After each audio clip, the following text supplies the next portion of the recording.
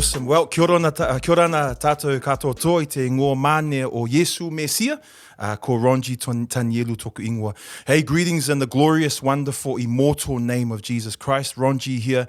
Welcome again to all of those who are listening or watching to another episode of the Fresh Truth podcast. It's been a while, so it's good to be back. We've had some sisters, Kanan? Kanan, how you doing? Not too bad. Yourself? Cool. Good to see you, bro. We've had some sisters do a podcast and some other work around mental health. So if you haven't seen those, go check those out as well. Hey, family, I just want to start by reading from God's word. Psalm 92. I've been reading through Psalms a day. And Psalm 92 verses 1 and 2 says this: It is a good thing to give thanks unto the Lord and to sing praises unto thy name, O Most High, to show forth thy loving kindness in the morning and thy faithfulness every night. Hey, family, we cover a lot of different issues and topics on this podcast, but we have a heart to always ensure that we come back to the gospel. We want to come back to the fact that God's glory and God's word is central to our Talanoa here. And I want to give a really special Fresh Truth welcome to our guest, Ethan Aloiai. Did I say it right, bro? Yeah, that's really good. Oh, cool. Well, Ethan, a malo lover, bro. It's wonderful to have you here. It's a real blessing. So how's things, bro? Really good, Ronji. Kanan, thanks so much for having me. Super excited to be here to talk with you guys. So, excited. Thanks, heaps. Doing good. Well, you look very good, actually. You're probably the best dressed out of us three. So, but we don't have a budget, but maybe you have a budget. So. You win Best Beard Award. Yeah, well, I don't know about it. Well, actually, we should have a vote. Hey, who's got the? Yeah. Well, we should have a vote. Actually, that's a good one. So, well, great to have you. Also, I wanted to see if we can get to know you a little bit better before we launch into the podcast. And so, I just wanted to ask you, bro, if you could introduce yourself, your family, where you're from, your bank statements, your PIN number. But yeah, just so that those who are listening or watching have a bit of an idea of who you are. Yeah, sure. Well, really, I'm no one special. I'm Ethan. I'm a Christian. I'm a husband to Naomi. It's my wife. We have a son who's one year old. I've been teaching for 6 years now, so I'm a school teacher, teaching in a Christian school at the moment, which is going really well. Have you always been in that Christian school, or did you teach anywhere else before? Yes, I've taught in 2 different schools since graduating. Both of them have been Christian schools.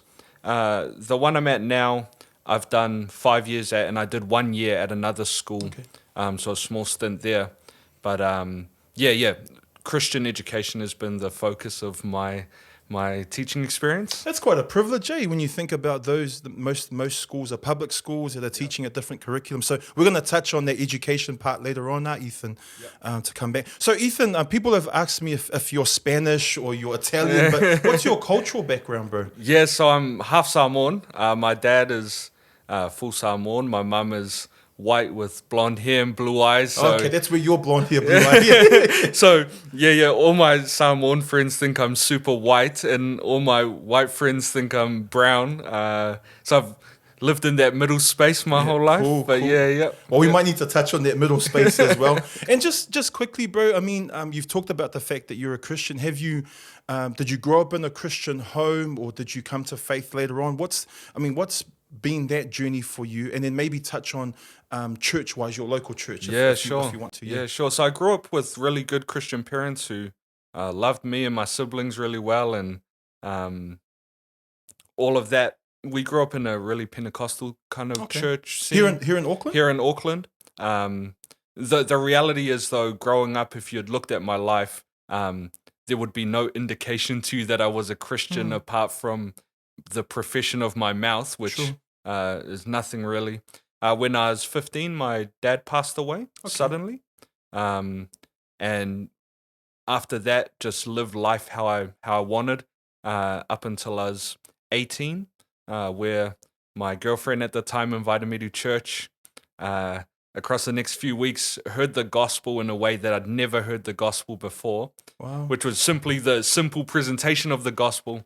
So I had a lot of feelings like, I've been in church my whole life and I've not understood the most basic message of the Bible.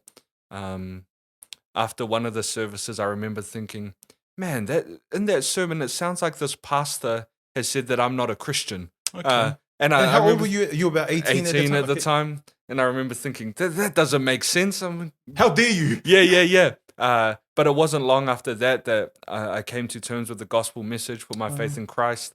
That girlfriend married her, so that's my wife Naomi now. So you didn't chase her, in order to marry her and then get your faith part at the same time. Eh? Yeah.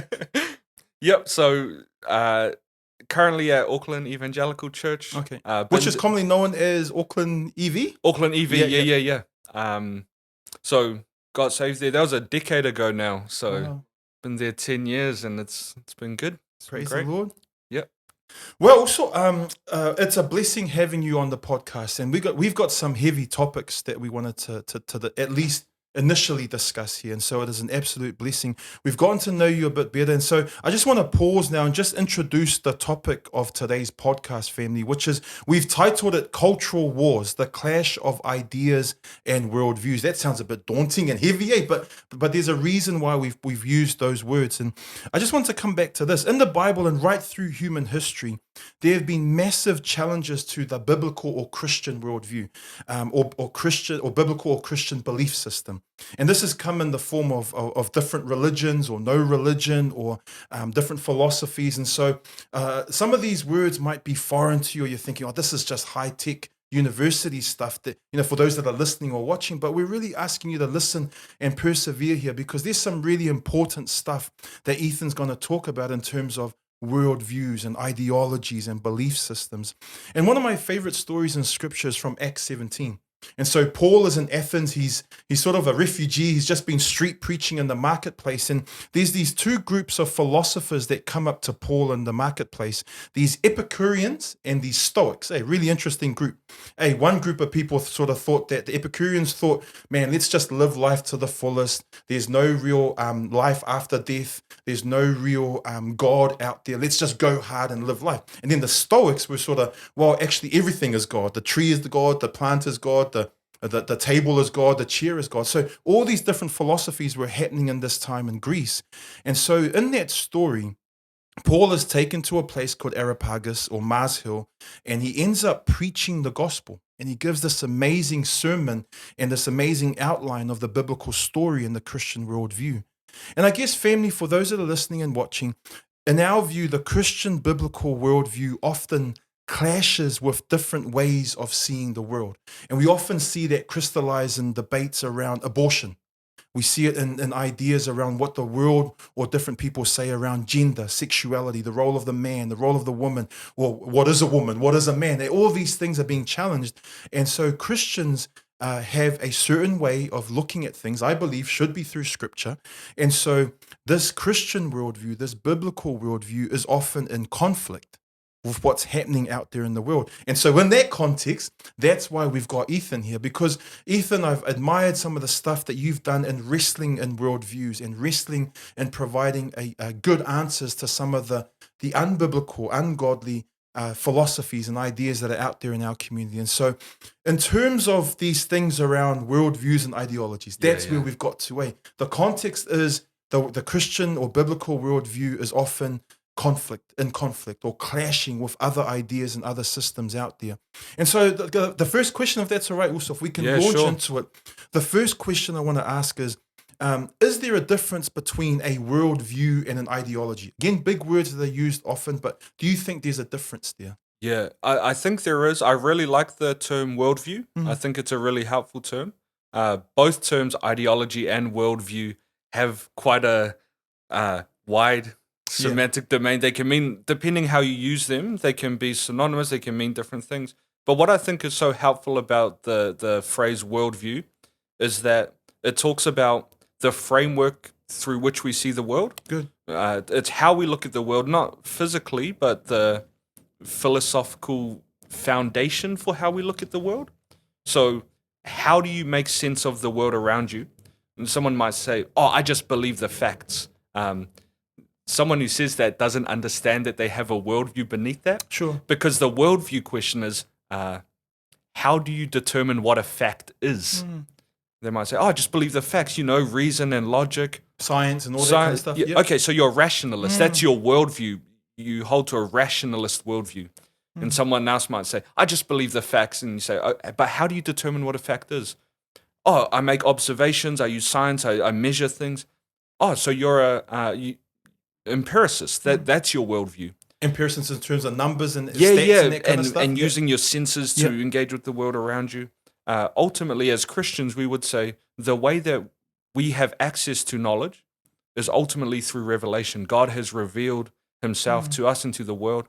Now, we have logic and reason. We can use our senses and all those other things. Good. But we can use those because they're built on the foundation of a God who reveals. So it's important to understand that a worldview is the foundation for everything else. And the word ideology, I think, has can be used in that same way. Sure. But I think oftentimes the word ideology is used to talk about tertiary things. So, for example, pro-life ideology. This is the abortion debate for yes. those that don't know. Yeah. So, for example, as Christians, we believe that we shouldn't murder children in the womb. So I hope we do. I hope we do. Yeah. So someone might say, "Oh, you have a pro-life ideology," or others might say you have a pro-life worldview. What I would say is, okay, regardless of what word we use, my pro-life ideology is built on the foundation. It's the fruit of my worldview. It's not my worldview. I don't. Yeah, that makes sense. It's not at the foundation. It's more fruit. Yeah. And one thing you notice is that if you understand someone's worldview really well, you can almost predict how that foundation will be built upon. And also what they end up believing in terms of their opinions and views on stuff. Eh? Can I ask a practical question, Ethan? Does everyone have a worldview? So Kanan's sitting here, I'm sitting here, you're sitting there. Does everyone have a worldview, even if we're not maybe conscious of that worldview? Absolutely. Yeah. And I think that's one of the big problems is that people don't necessarily realize that they have a worldview. In fact, it's one of the, and this isn't a criticism of just secular people or atheist people. In fact, Francis Schaeffer criticized Christians for this. He said, the big problem in Christendom is that we see things in bits and pieces and we don't see how they're all connected. So we think, oh, pornography's a problem, oh, abortion's a problem, euthanasia's a problem. And we see them in bits and pieces, but we don't realize all those separate problems are fundamentally connected by a worldview. And it's the worldview that if you can address the worldview issues, if you attack the root, the fruit will cease by itself. So is it fair to say then, Ethan, is if I'm sitting there listening now, I'm a young person or an older person, I'm thinking, oh, I don't even know what my worldview is. You know what I mean? Like, but is it fair to say that what I'm hearing from you is understanding your worldview actually helps you make sense of the world?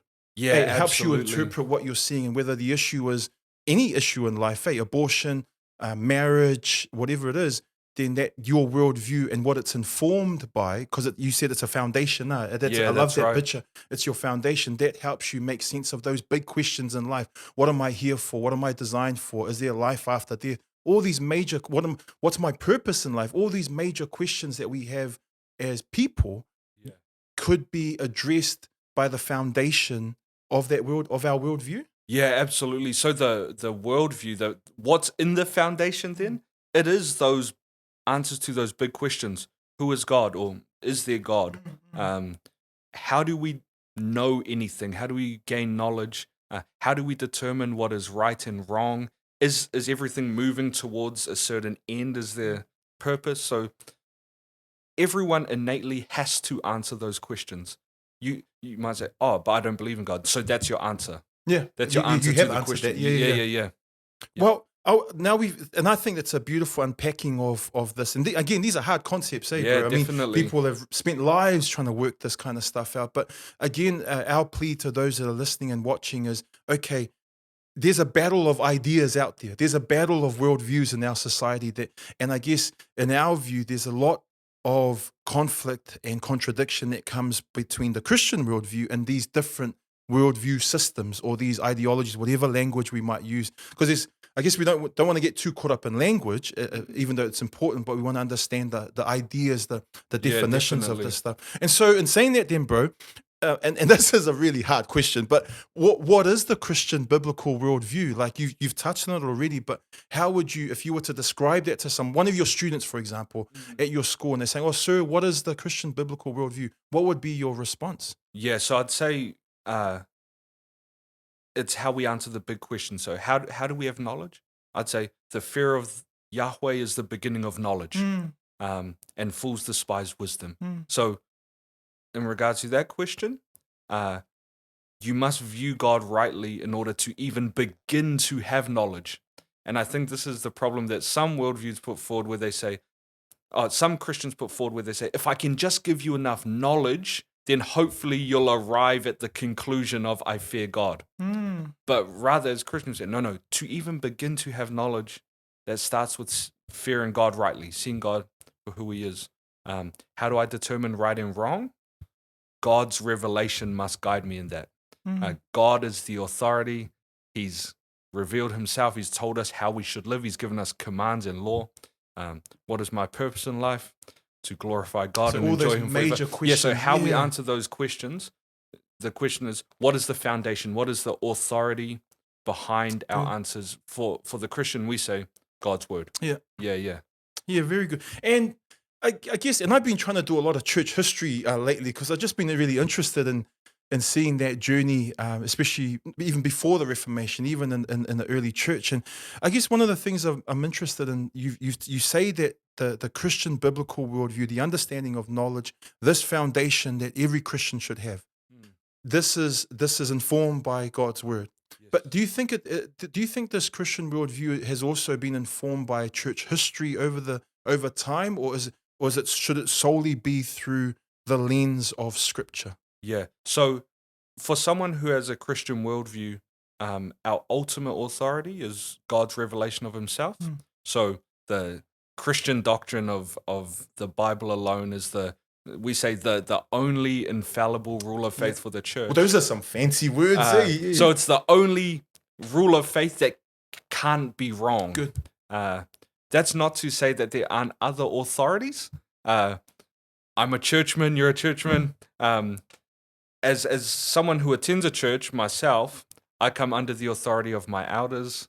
They're a legitimate authority. Children are under the authority of their parents. Yeah, very good. But when we say that the Bible's the only infallible authority, we're not saying it's the only authority. That's right. It's the only infallible authority. So I certainly do think we should be looking to things like church history, the lessons we can learn there, even other fields like science and archaeology. They can shine light on what Scripture has to say. But in all of that, we must recognize that Scripture is the only infallible authority. And I think we stand by that clearly here at Fresh Truth. We're always going to stand in the infallibility, or big word, and inerrancy, big word, and the sufficiency, big word. But we basically, what that means is that we hold a high view or high value of God's word and the authority of God's word. And I like how you've articulated that as we're trying to get people, those who are listening and watching, to say, well, actually, okay, maybe I do have a worldview. I'm trying to unpack this a bit more. And we strongly believe here that our worldview should be informed by God's word first and foremost, as you've said, because that is the only infallible, without error, authority that we can rely on. So yeah, that's quite cool. I just want to move here. So you sort of defined the Christian worldview and the foundation that we should have as believers. I just want to I wanted to see what your thought was, but I've always thought through history and right through Scripture that there's always been threats in opposition to the Christian or biblical worldview that you've defined, that we're describing. And so, do you think there are current threats to, or I don't even know if threat's the right word, but current challenges or things that are in opposition today in Aotearoa to this Christian and biblical worldview that some of us have? Yeah. I like your feeling of not liking the word challenges.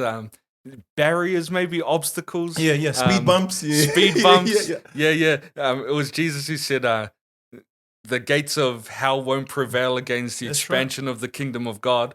But yeah, there's some gates that need to be knocked down with the gospel message, with the message that Christ is the Messiah.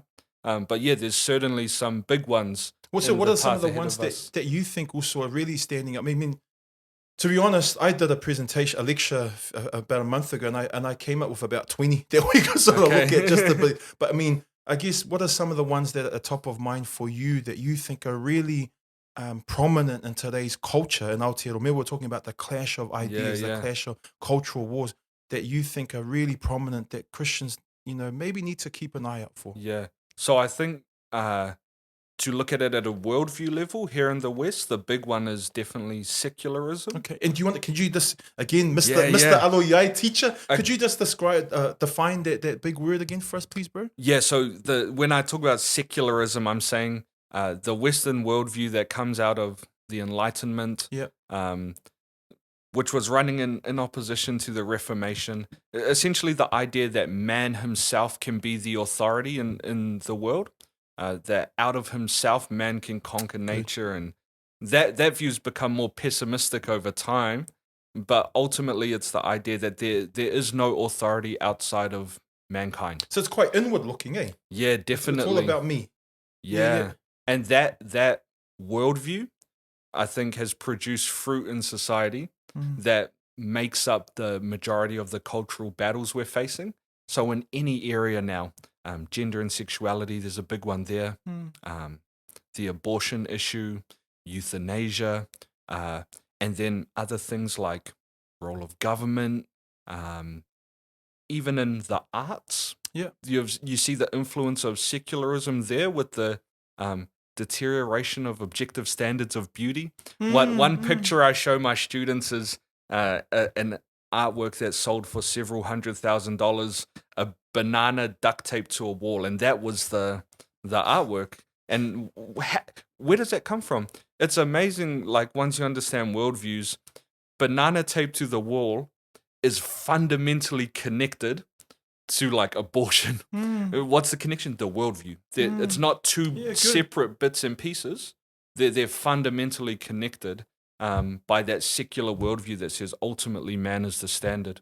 And when man's a standard, there's no ultimate standard of good.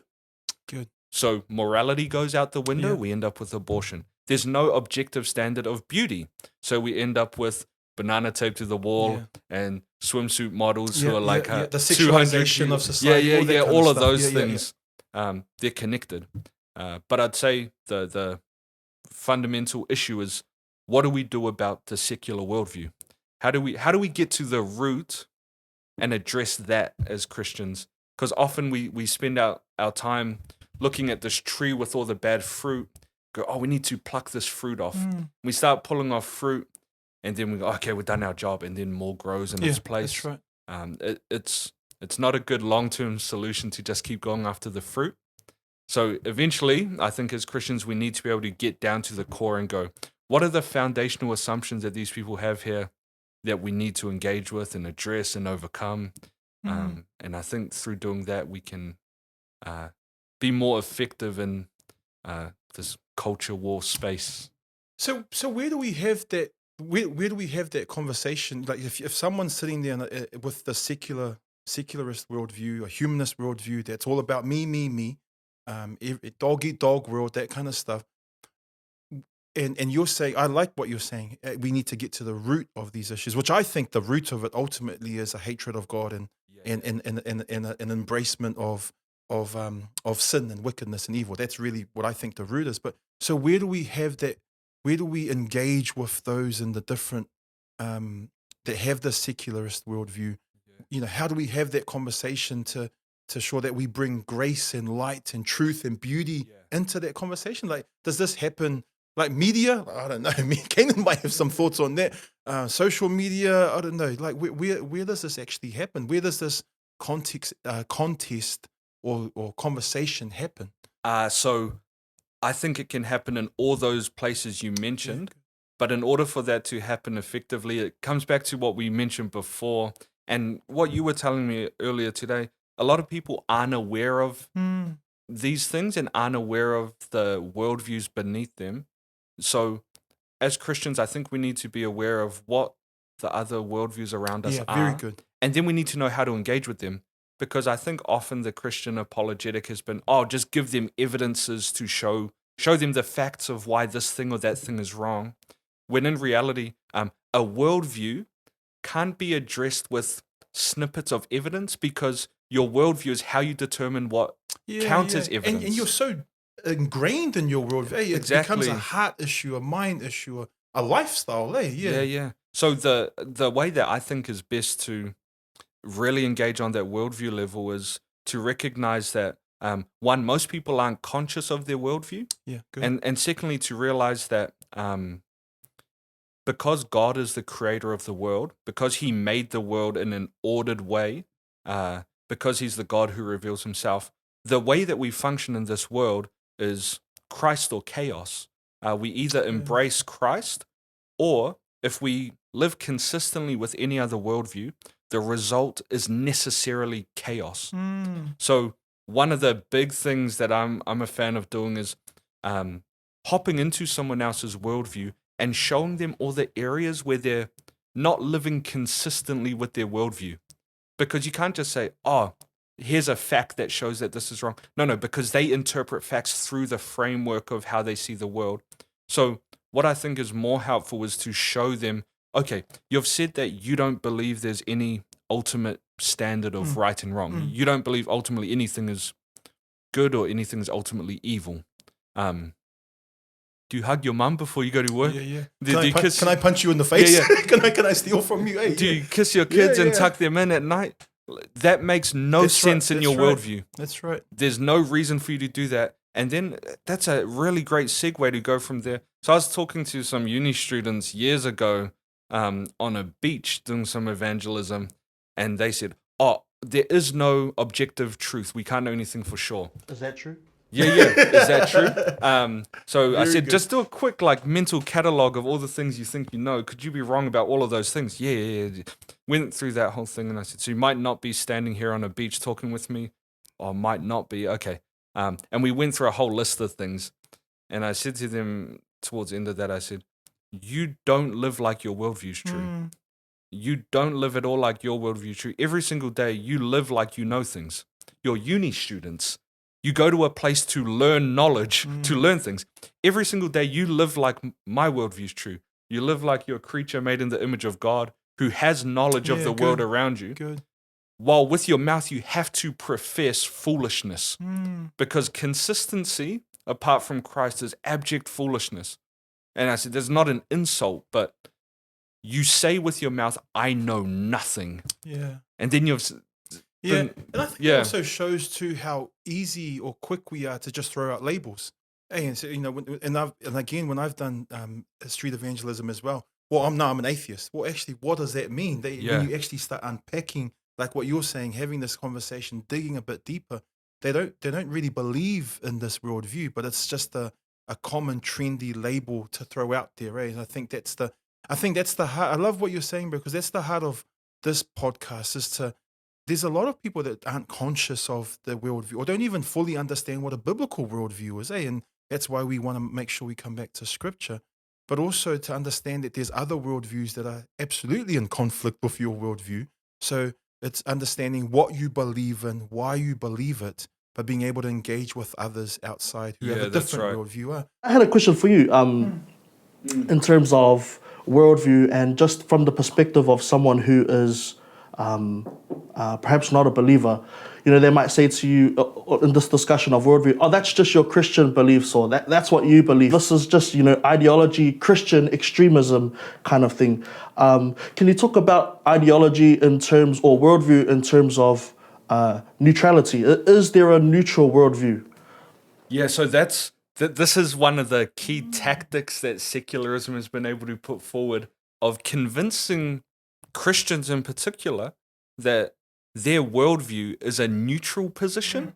So you'll often hear people say, leave your religion out of it, or what they're really saying, leave your worldview out of it and come into my worldview and argue on the basis of my worldview my worldview foundations.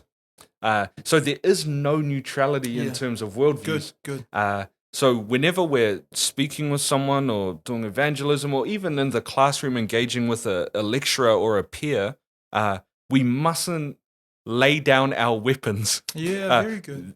We're not neutral. They're not neutral, and we shouldn't pretend to be. So, yeah, that's how I'd sum that up. I Yeah, think. because that's what I find in the art space. Oh, you can't, just leave God or don't pray before what we're gonna do, because secularism is the popular belief, or this is the neutral worldview. Where in fact it's just the popular. What's common, What's common in secular society. Yeah, I just want to hear your thoughts on that. Yeah. That's great. And I think, I guess one of the things that I was thinking about as you guys were talking like good-looking young men there around these big issues, but you talked about putting yourself into the worldview of other people. And so in my simple brain, that's witnessing, that's evangelism, or that's apologetics. Apologetics, again, is a fancy word, but for those who are listening or watching, it's really giving a defense for the faith and giving reasons of why we believe in this worldview, why we believe in this God. And one thing I was just, sorry to jump a bit there too, I think our worldview isn't just a set of ideas and thoughts and philosophies. It's actually found in the person of Christ. It's embodied in the person of Christ and the triune God, who Christ is the second person of. So I really wanted to remind people that it's not just battling philosophies here. No, this is the person of Christ. But coming back to my question, how do you inject yourself into other people's worldviews and ideas? Because it must make a lot of people angry if you're going to jump in and say, well, you're just a bloody Christian that's doing this stuff. Like, how do you do this, and what's been the results of that kind of injection or conversation? Yeah, so like in the context where I'm normally doing this, it's as a teacher teaching at a Christian school, lots of Christian students there. But essentially, like I've had a lot of these conversations with other people as well. Ultimately, it's a way of trying to understand people and trying to help them to understand their own position as well. So when I say jumping into someone's worldview, what I mean is it's like saying, okay, so let me hop into your way of seeing things. Let me put on your worldview glasses. Are you trying to prove their inconsistency, or what's the end game of that so discussion? It's trying to tear down in order to build up on a better foundation. Is to say, the foundation you claim to have, you can't build anything on it. Look, so let me be you for a minute. You say that we evolved from the soup, and that we're the descendants of fish. But then you also say that I should not steal from you. How do you put those two? I can't see how they go together in your worldview. I see how they go together in my worldview because I have a God who commands me not to steal. Yeah. But your worldview doesn't have that. And that's just one example. Yeah. Go through a few of those examples and you say, look at your foundation. You don't live like what you say you believe is true. So for someone who's a secularist, who doesn't believe in this worldview that we're talking about, and I'm sure you've had a lot of conversations with those kinds of people, do they get angry? Like, what's the result? Do they get angry? Do they see sort of the inconsistency or the unfairness in their positions? Like, what usually happens after that? I think in a good conversation, someone will see the inconsistencies. And the actual fear, someone who's really seeking, Yeah. And it provides good segue to talk about a proper foundation and share the gospel.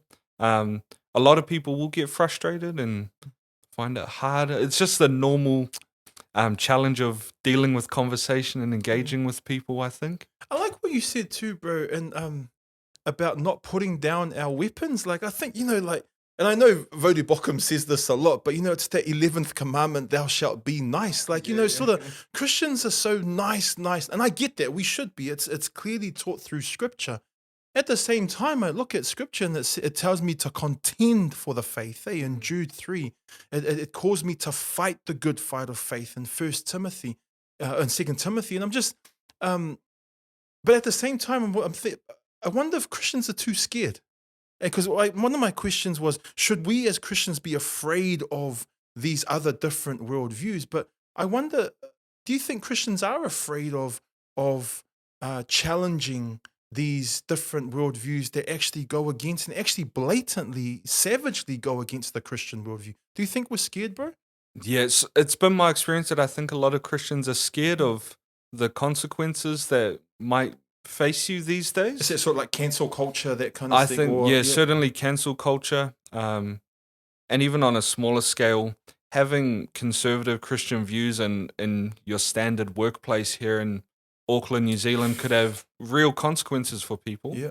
And I think there is a fear there where people go, oh, I don't know if it's worth it, it's too risky, and maybe a lack of trust in like God's sovereignty over these things. And one of the things I've tried to say to myself while facing different kinds of mild persecution is to remind myself that we should rejoice when these things happen. That's right. We should go to the back room and say, yes, praise God, this is great, this is good.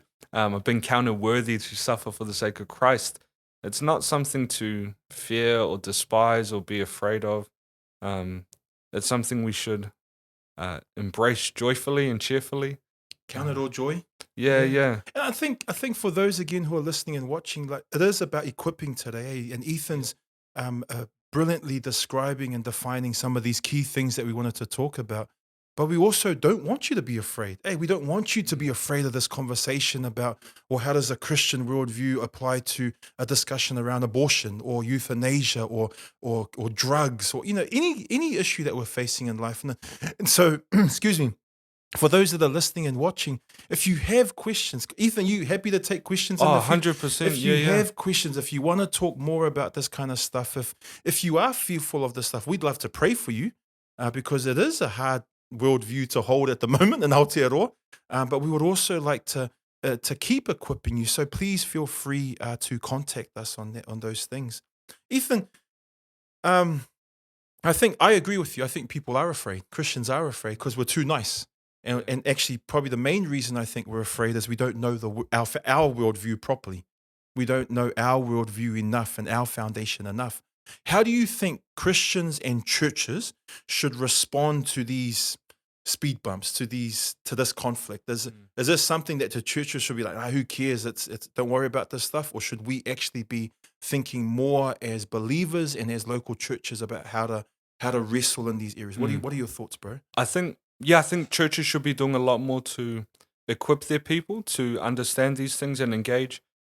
Just to touch one more thing on the fear side of things, it's I'd say it's not necessarily fear of like physical consequences, but it's fear of shame, because that's what cancel culture is. It's a heaping up of society saying shame on you.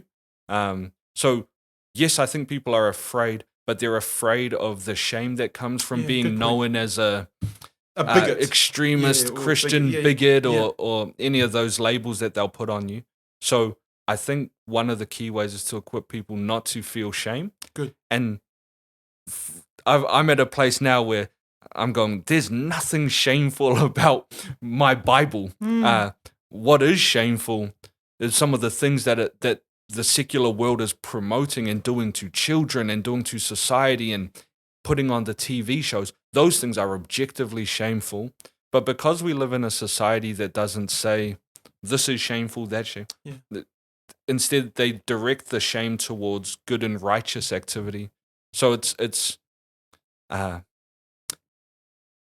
unbrainwashing ourselves from the messaging of the world, unlearning that stuff and going, oh, it's actually not shameful to believe that marriage is a covenant ordained by God for one man and one woman for life. That's actually not shameful. I shouldn't feel embarrassed to say that at work. I shouldn't feel like I'm doing something shameful when I tell my boss, I'm not going to wear the rainbow badge for the month of June. No, I think it would be shameful for me to wear it. But instead, I think that the fear is, I'll feel ashamed if I'm the only one in the workplace not wearing it. And then even more ashamed if someone asks me and I have to tell them it's because I'm a Christian and I think this is wrong. And Gary in that cubicle, he's gay and everyone's... No, don't be ashamed. Don't be ashamed at all. It's not shameful to you and God on one side and everyone else on the other side. You don't need to be ashamed. That's a hard message, bro. But it's a truthful message as well. I think that's and look, I would agree with that message. I think that's what I mean about we are called to be kind, merciful, gracious. At the same time, contend for the faith, fight for the faith, stand for Christ. And persecution is absolutely guaranteed and promised. And by God's grace, we don't have the gun to the head yet, but we do know that persecution exists, and it always refines the church. It always strengthens those who are true believers. So I really appreciate that plea that you just gave into those that are feeling that shame and that fear of man. And again, we encourage you and go back to your foundation, go back to those that you trust and love in the Lord, and work through these things. Get equipped. And so coming back to the equipped question then, like how do churches get equipped, bro? If I'm sitting there, I'm a uni student, everything is about rainbows and unicorns and pro-choice and all that kind of stuff, and all my worldview is just being smashed at uni. What are some of the ways that churches should be equipping their believers? I think active training is good. So having seminars or talks is really helpful. I think one of the key ways is particularly for churches to challenge young men to take up the mantle and call them to a very high standard of what it means to be a Christian. Give them hard books to read and tell them to read them. Encourage courage and strength among them, and push them to use that strength to put themselves between those who they care for and the dangerous world outside. And it is a life or death thing. We're not talking about marbles and spinning tops here and just toys and stuff. Hey, this is stuff that's affecting people's lives and beliefs and jobs and causing stress and all this other stuff. And so it's not little. Hey, I guess sometimes what I've been thinking about is that secularism or society reduces Christianity. It's a reductionism. Hey, it's always just, we love your good works. We love all your food banks. We love all your addictions programs. But all of that belief Bible stuff, leave that. Just we don't need that. We just reduce Christianity. And I think that's the challenge in saying, man, this is major. This is a battle worth fighting before. Because I think, using your words, if that's okay, bro, it is a righteousness issue. It's the righteousness of Christ. It's the glory of God that is being, in Samoan, they say solid or walked all over. And those are the things that we should be contending against, because it is our God. Yeah. Also, I just want to drill down in this last section, if that's all right, into this thing called critical race theory and the school system. And this is big. And I know we could do a whole, and we'd love you if that's all right, to come back and maybe dig into this a little bit more. But this whole idea of critical theory or critical race theory, I know this is a hard part to narrow down, but also, what is it? What is this idea or this teaching or whatever it is? Yeah. So I'd even go as far as to say that critical theory is a worldview. Very good. It's a way of seeing the world. There's two words there that kind of help you to get an idea of what this is all about. Critical, this is a foundational, at the base level, assumption that the way we should view the world is as a competing system of power structures. There's certain groups that are in power and certain groups that are oppressed by those power structures.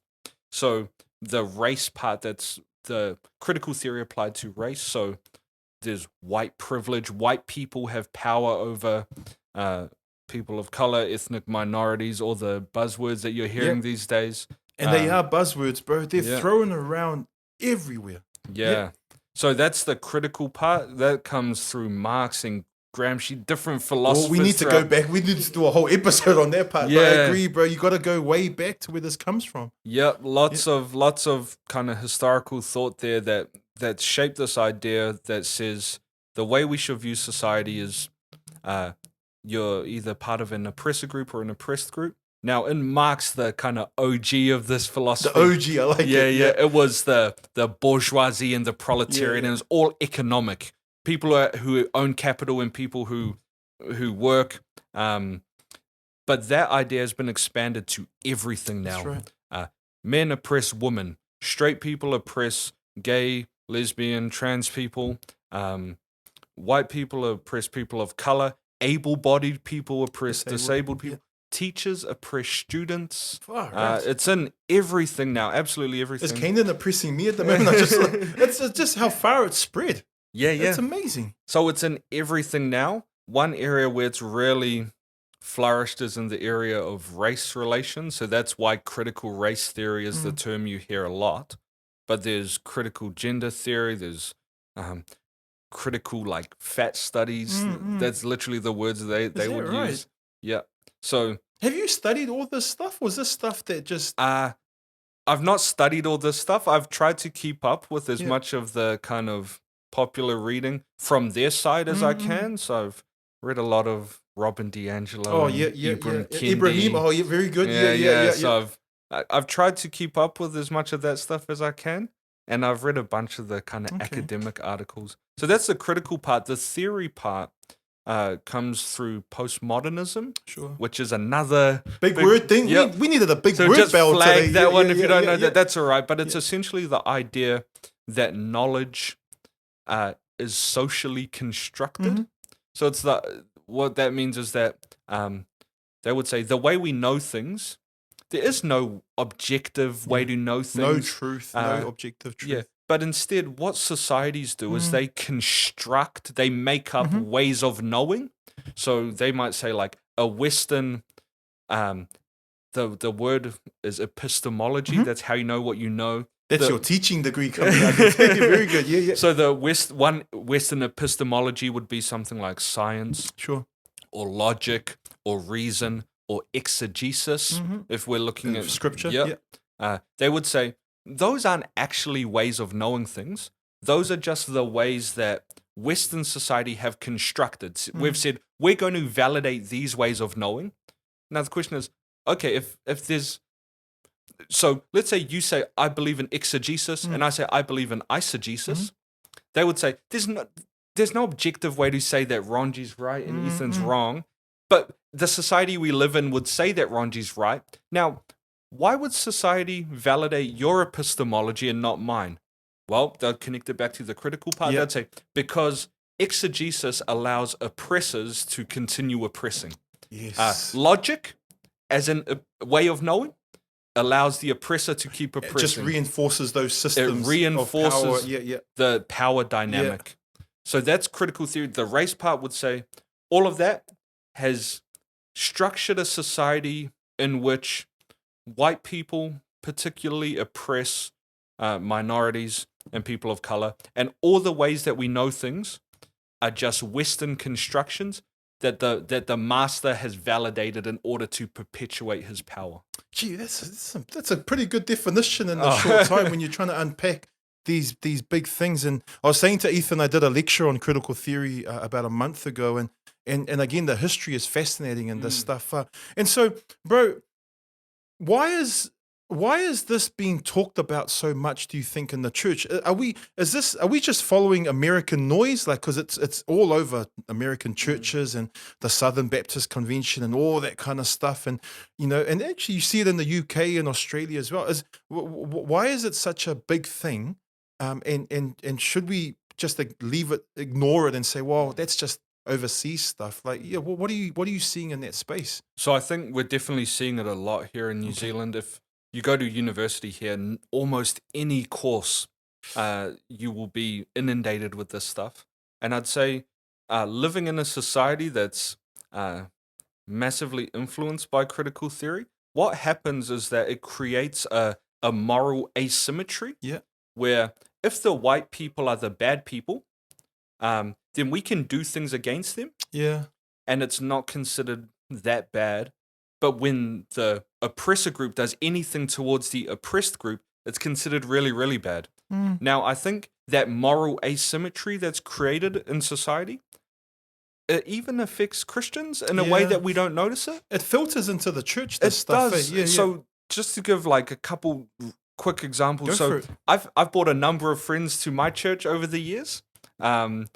Friends of different ethnicities, different cultural backgrounds, and like a good handful of island mates that I've brought to church. One thing I've heard from a number of my island friends is after church, friends, how'd you find blah, blah, blah? I was pretty white, A lot of white people. As like, kind of like a negative thing. but I could not even imagine bringing a white friend to church, to any church, and saying, "I was pretty brown here, right?" Like that jaws would hit the floor. Everyone, how dare you say, you can't say that. Why is there moral asymmetry there? Yeah. Another example was a student at not the school I'm at now, the other school I taught at, was expelled for a bunch of reasons, and he got accepted at a school that only takes Pacific Islander and Māori students. Oh, okay. And another teacher told me about it, and the student said, "Oh, did you hear so and so is going to this school now for only PI and Māori students," and they're saying it very positively, like it was a great thing. And I said, "Oh, that's like that school. Have you heard of that school on the North Shore that only takes like kids from European backgrounds?" Yeah. What, really? Is there a school like that in the North Shore? I said, Nah, there isn't, but that's kind of how I feel. That's the same thing. But again, why is this, there's so much of a moral asymmetry that people are just blind to it now? And I really do feel for Palangis at this time, eh? Like when I've been away for several years, come back to New Zealand about 5 years ago, and it's almost like the white man is at fault for everything. And I feel for you because you're Afakasi, you are half brown. Like there must be a war inside. I mean, I just think, like you're damned if you do and you're damned if you don't, eh? And sort of, I'm just wondering, how do we move forward as a society that's so consumed by race? Yeah. Hey, like everything. I've lived in New Zealand most of my life, but with such a country that's consumed by race that I've never really seen before. It's almost like a mini America. Is that something that you're seeing where in all of these kind of big debates and discussions, like race is the center of everything now? It's tribal. Yeah. It's what your tribe is. Yeah, definitely. I think we see that everywhere. And I also feel sorry for my white students and my Asian students. And I feel bad for my island students as well, because in many ways it's an insult to them, this ideology. Because a couple of my students this year and last year, my top students in the senior year levels have been island and Māori girls who, when they go off to university, regardless of what course they take, I believe with my whole heart, they can hang with anybody in any course and they'll probably be topping their courses in university. But the reality is, suppose one of them goes into law or medicine, day one, everyone will be looking at them like, oh, another affirmative action case here. Yeah. And it doesn't, and they could get a probably pretty decent scholarships just because they're Pacific Island or Māori. Yeah. And what that says to them is, you need a leg up. You need help. And the only reason why that they list, Pacific Island Māori. Yeah. I often tell this story in the same context. When I was at law school, you need to meet a certain grade to get into the second year of law school. And there's a PI quota or affirmative action or quota there. And look, I've had a lot of debates and discussions about this, but I refuse to go through the quota. I refuse to be seen as a law student. They thought, that guy only got in because he's brown. Or he's from South Auckland. Yeah. And I know, and I've had a lot of friends at law school who did go through the quota. And look, we can have that discussion, but I didn't want to be seen as less of a student just because I did go through that process. There was a lot less for me. And I think our one was about a C plus compared to a B plus that everyone else needed to go through. And so look, if you disagree, man, feel free to contact us at Fresh Truth. But I think that's the heart of what we're saying. There's an unfairness there. Hey, if you actually look at it objectively, that's not right, bro. That's not right to just blame the Palangi for everything, or to say that people of color can't do anything wrong, or don't get things wrong in times. I think that's the part of that injustice that I'm starting to see a bit more as I've come back to the country. Yeah, definitely. And I guess coming back to the education system, bro, you're a teacher, and I wanted to hear, and I hope those who are listening or watching, parents, even if you're not in New Zealand, but parents in general, are you seeing these theories, these ideas, this worldview in school, in the education system? And maybe you could touch on this thing called unteach racism, if you could, please, bro. So you're seeing it big time now in the New Zealand education system. The Teaching Council, in conjunction with the Human Rights Commission, released a resource last year, I believe, called Unteach Racism. It was an app as well. It's sort of an Yep, app. there's in an other words. app Yeah, that's connected with it, and a bunch of modules that you can go through to teach to your students. And the premise is unteach racism, and each module is another aspect of how you can unteach racism. The massive problem with this is that if you embrace a critical theory worldview, racism has an entirely different definition. So as Christians, we're against racism, but the thing is, why is racism wrong? You won't find a Bible verse that says thou shalt not be racist, but the word racist, the sin of racism categorizes, as I see it, 3 different sins that we can specifically identify in the Bible. Number 1, ethnic pride. So thinking that you're superior to others because of your ethnicity. Samoans are good at that, but anyway, that's a side one. The second sin would be ethnic hatred. Yep. Hating a person or a group of Just people because of their ethnicity. And then the third sin that we sometimes use the word racist for is the sin of partiality. Sure. Treating people in an unjust way or differently in an unjust way because of their ethnicity. So I think racism is wrong, but I'm defining it that way. From the critical theory perspective, racism is ubiquitous. It's everywhere at all times. That's right.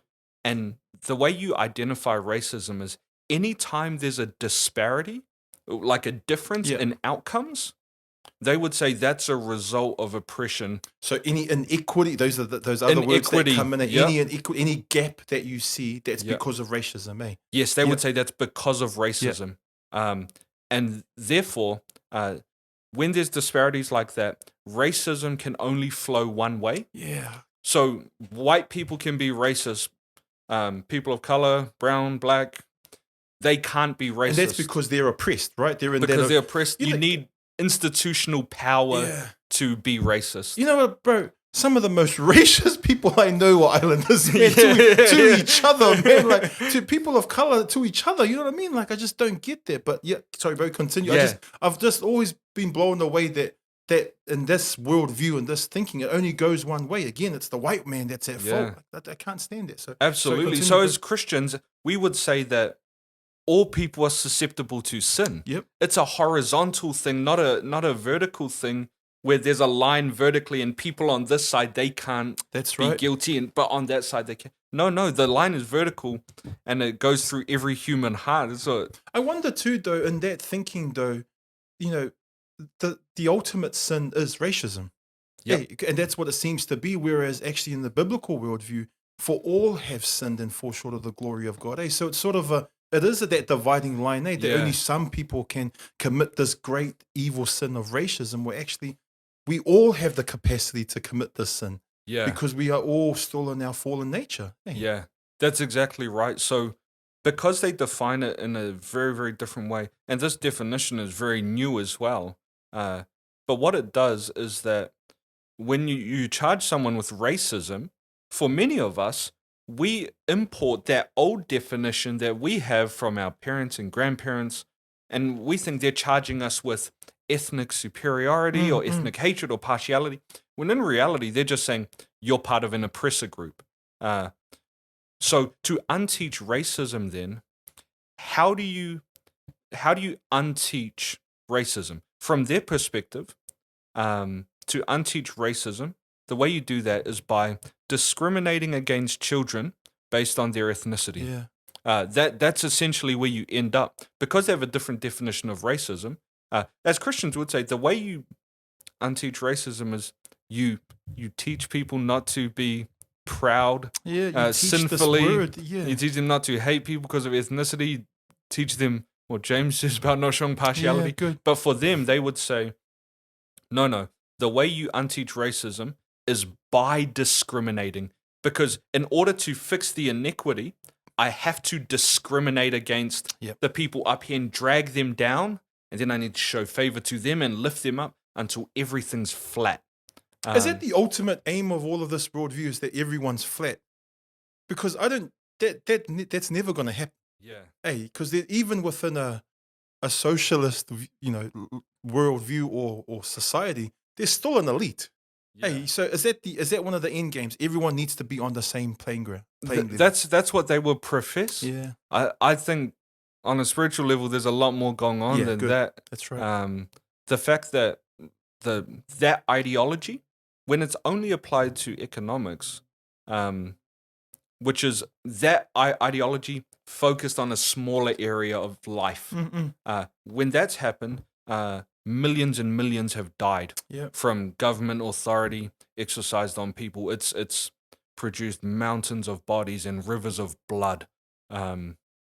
And But we haven't learned from that, the way we just haven't extend that to we've expanded that's it. right. Which is so much more dangerous. So this is in this. So this unteach racism, because I've seen reports, Ethan, of from because of this module where Palagi kids were told to stand up in primary school and say, "I'm a racist because I'm white and I've got white privilege." These kids have no idea what those words mean. Yeah. But they. So this is right through the school system, or is it only some schools that have it? So this is a resource that's been made available to all teachers. Schools are very free in public schools to teach what they want. But one of the things that's particularly concerning about this resource is that it's been tied to the teacher's code and standards. Okay. So at the start of each module, there's a brief explanation of how this is meeting one of the requirements of the teacher's code and standards. So as teachers, you don't want to be in violation of the code. One of the ways you can meet the standards of the code is by teaching these individual modules. So that's a pressure on the teacher to teach it. It's a pressure on the teacher to teach it. But more than that, for a teacher like myself, who fundamentally rejects each and every module at its base level, does that mean I'm rejecting the code and standards? Because I'm not allowed to teach if I reject the code and standards. So it not only does it encourage people to teach it, but it also discourages people from getting into teaching if you're a Christian, if you have a different worldview, way. Yeah. Can I just read out? This is from the actual website itself about unteach racism, and it says the statement is unteach racism assumes that New Zealand is systemically racist. Yep. Hey, another buzzword in favor of white people through colonialism. So already it's identified white people as the problem. Assumes that New Zealand is systemically racist in favor of white people through colonialism, capitalism, and so on. And that Pakeha have unconscious bias, again, another buzzword, that causes them to oppress Māori and minority people of color. So that resource in Aotearoa from the Ministry of Education is exploding with critical race theory thinking, right? It's just blurting out of that. Like when I read that statement, bro, what jumps out for you? Like what are you seeing and hearing in that? There's some big buzzwords that are there that we probably don't have time to dig into, but what jumps out for you in that statement? So the big thing for me is I'm trying to look at this at a worldview level. Clearly so much critical race theory stuff in there. And going all the way back to what we're talking about near the beginning, we're saying that neutrality is inescapable. Religion is inescapable in a sense. One of the things that you're seeing with the promotion of critical race theory is this reality that every religion, every worldview has to do something about the guilt that we all feel. It's a universal human experience. So you have to do something about guilt. And in ancient pagan societies, they might throw the virgin into the volcano. The Aztecs would cut out the heart of those people and roll them down the temple stairs. There's a sacrifice. There's a sacrifice that must be made. And as the sin increases, the guilt increases. As the guilt increases, the sacrifices need to increase. And I think that, to kind of get at this from another angle, what you're seeing with this is that blaming of white people and the character assassination, that labeling them as the wicked, the evil, who need to be punished and brought down. It's a sacrifice. It's a sacrifice of white people on the altar. We need to... It's what you see with the outrage mobs. Everyone's getting mad at J.K. Rowling because of her views on this. If I write a tweet that might somehow appease some of my guilt because I'm also white, So I'll jump in the mob. I'll go burn her with the torch as well. And you join the cancel mobs. You cancel people where you can. You self-flagellate for your own whiteness. Or you virtue signal. or you virtue look at me, signal. I'm doing this, or I'm doing this for Yep. climate change or gender sexuality stuff. Eh? Yeah, Let exactly. everyone know what you're doing. Eh? Exactly. And the big reality is that we live in a sinful generation. We're aborting babies by the millions. The promotion of sexual perversion is rampant. And these sacrifices do not take away sin. And that's what we're seeing. With all these sacrifices that are being made, all the retribution that's being brought down on white people and straight people and every other oppressor Pay group, or may or stay all kind of Yeah. stuff. Eh? Yeah. all the sacrifices, what's happening? The intensity of the frustration and guilt is Yeah. increasing. Good It's point. not appeasing the guilt, it's only ramping it up more and more and more. And I think this is where, as Christians, we can say, you will not appease your gods. There is no sacrifice that will take away sin that you have access to. Christ has taken away my guilt. In his death on the cross, all guilt was taken away. very good. All shame was taken away. So I don't need to feel ashamed for my white side. I should never apologize. I should apologize for my sins, for the bad things I've done in my life. I shouldn't apologize for what God has done. God made me half white. Yeah. God made me a straight male, a Christian. He made me all these things. I shouldn't apologize for those things. I feel no guilt for those things. I should feel guilt for the things that I've done wrong. And all my guilt was put on Christ. And the message to the secular critical theory world is all of this is in vain. Yeah, it's not good enough. It's not enough. It won't be enough. Yeah. Because nothing will take away the guilt you feel. You will burn society to the ground, and your guilt will remain unless you turn to Christ. Turn to him now. Do it now before you burn everything down. Yeah. I think that's the message that I want to put out there. Yeah, and you've done it beautifully and powerfully, bro. And I like the way that you framed it. And I guess, again, for those, and I don't know if Canaan's got any thoughts here, but for those that are listening or watching, one of the things we wanted to let you know is that this stuff is happening in our backyard. Yes, This is happening in our schools. And Canaan, is it happening in our creative space as well? This kind of every sphere in our society is covered by this. When you check out sports, and you check out business and corporates, like all of this stuff is the tentacles. The tentacles of it are just going further and further into every aspect of New Zealand society.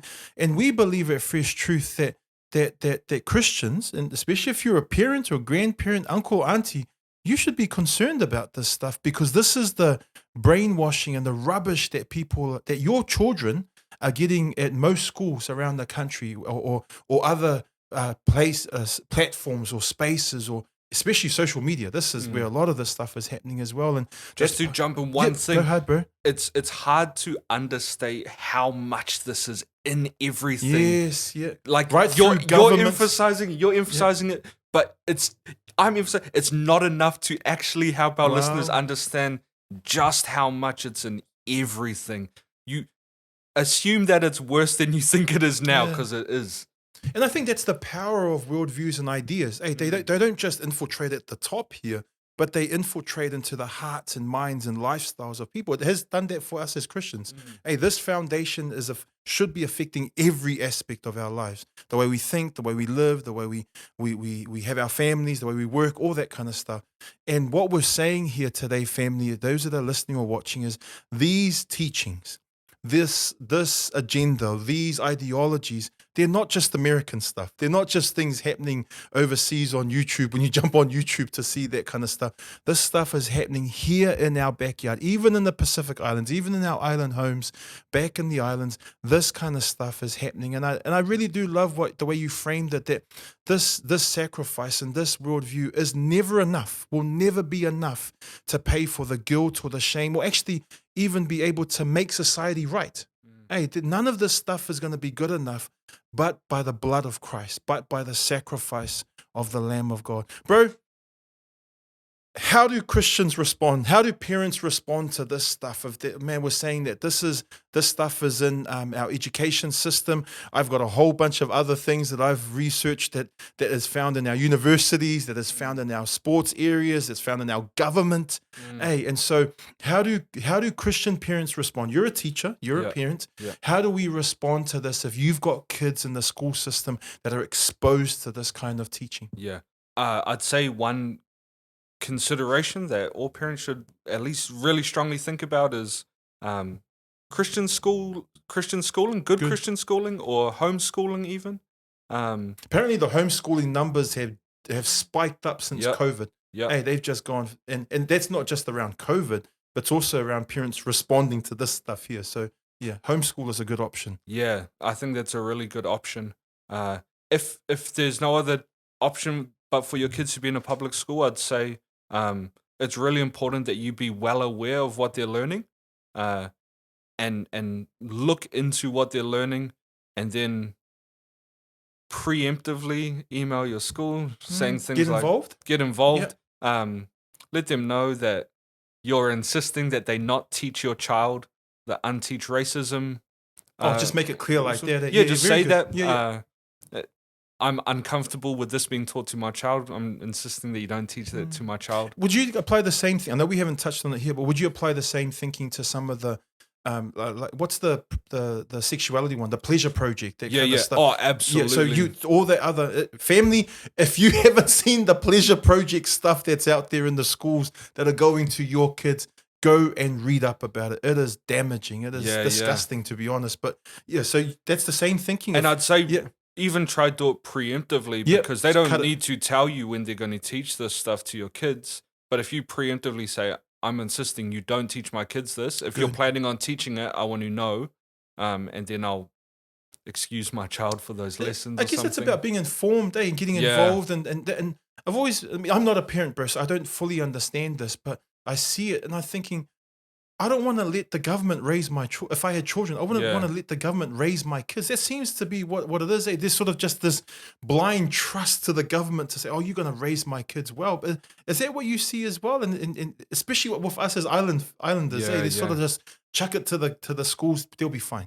Yeah, and I'd say, I think particularly in like Samoan communities that I know, there's a high view of the New Zealand education system.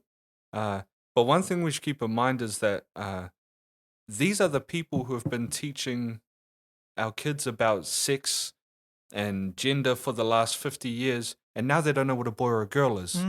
They're not the sorts of people that we should hold in high regard in terms of their understanding of the world. And even if they were able to offer our kids a really good education, but at the same time they're going to pervert their hearts and minds, as a parent, especially as a Christian parent, you should know instinctively not worth it. As a teacher, I would rather my student graduate and be a hardworking, honest rubbish collector than an arrogant, prideful doctor or lawyer. Yeah. Yeah. So I think it's worth thinking through that. And then I'd say that, it's what Jesus says, no disciple is above his master. Every student, when they're well-trained, will be like their teacher. So I think we should keep that in mind, that it's dangerous to send your kids off to the Romans for an education and then be surprised when they come back pagan. Right. Yeah. Kanan, we're gonna round up because I think there's some heavy stuff here, some beautiful stuff, and I really enjoyed your framing of this stuff. Kanan, do you have any thoughts before we sort of wind up and let our brother Ethan have the final word or the final challenge or encouragement? You're good, bro? Yeah. You didn't have all your big questions there about unconscious bias and all that? Oh, man, that'll be a long discussion. It would be. Unpacking all the aspects of, CRT and stuff. So. Do you want to do that, bro? Maybe another episode. Yeah, maybe you and Ethan. I'm too old for this stuff. I'll leave you young men to do it. But you're right. I mean, and that is right, Kanan. Family, there's some big words here. There's some big topics, some big ideas, but we wanted to at least let you know this stuff is actually happening. It's in the schools. It's in different aspects of our life and different ways that systems and structures are built. And so we really wanted to encourage you to know, to be at least be aware and hopefully be informed. I think overall, also my last words is this: I've really enjoyed having you on the podcast, bro. I know you're a big brain and big heart, and I think ultimately, as we've talked about worldviews and the cultural wars that are out there, my default position, my key position was always, how do you defend biblical truth in the midst of all this? And it's hard. Hey, it is a hard thing. And your point about the shame that fear that Christians have in standing up for these things is real, and I see that all the time. But also, Scripture is clear as well that our job is to contend for the faith. Or even in 2 Corinthians 10, it talks about casting down, or in the Greek, pulling down or demolishing arguments, imaginations, thoughts, ideas, philosophies that elevate themselves higher than God. That's what this is. Hey, all of these worldviews, critical theory, and so on, they elevate themselves higher than the knowledge of God, and we must at least challenge them as Christians from this foundation of the word. Or even Paul writes in Colossians to be weary of hollow and deceptive philosophy. Hey, again, this is stuff that's happening now. Paul writes to Timothy about teachings that come from hypocritical liars. All this stuff isn't just an idea that we're saying is an American thing or overseas thing. But what we're really saying as the Fresh Truth family is that this stuff is here. Brother Ethan here has showed us what's broken down these things, but also helped describe how it's crystallizing in real life in New Zealand, especially in our education system. And to be honest, we can give probably a whole bunch of other examples, other areas where this is happening. And so for us, come back to the Word of God. That's our foundation. That's what informs our knowledge, as Ethan talked about. That's what frames how we view the world and how we make sense of the world. And so, Ethan, I just wanted to say thank you. But as we do at Fresh Truth, we give you the final word. And if there's any advice or challenge for any book that you're promoting, any website, but if there's anything that you want to give to our listeners, however long, but this is the last word from you also. It's been an absolute joy. So I'll hand it over to you, bro, as you've taken on some big topics today, and we appreciate that, and we value your voice in this.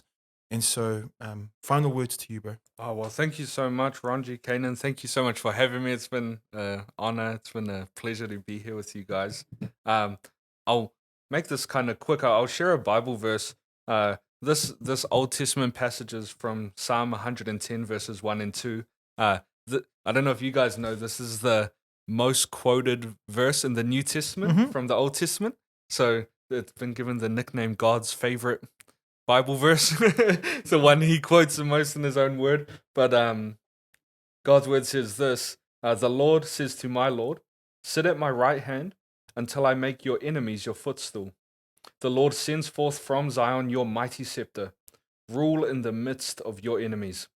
I find that verse super encouraging, because even now Christ is seated at the right hand of God, ruling and reigning, until all his enemies are made a footstool for his feet. He is on the throne. None of these critical theorists, Rousseau, Marx, none of them have risen to be seated at the right hand of God. They do not have the authority that Christ has. They have not taken away your guilt, your shame, your sin. Only Christ can do that. So do not let them speak to you like your king. You have a king. His name is Christ. Honor him now. Turn to him now. And if you've been captive to some of these ideologies, if you've felt guilt for your whiteness or your straightness, if you've felt pride in your Pacific Island heritage or your Māori heritage in a sinful way, know that today all of that can be done away with. The sacrifices of white people and the sacrifices of all the people who've been victim to cancel culture, that will not take away your guilt and shame. Only Christ can do that, and he does it perfectly in his death on the cross. So turn to him today and find freedom. God bless. Oh, man, beautifully said. Well, Run to Christ while you can, family. If you've got questions, thoughts, comments, Ethan is happy to take any questions that would come in, then please let us know. But on behalf of the Fresh Truth Ainga, thank you very much, Ethan. Thanks, you guys.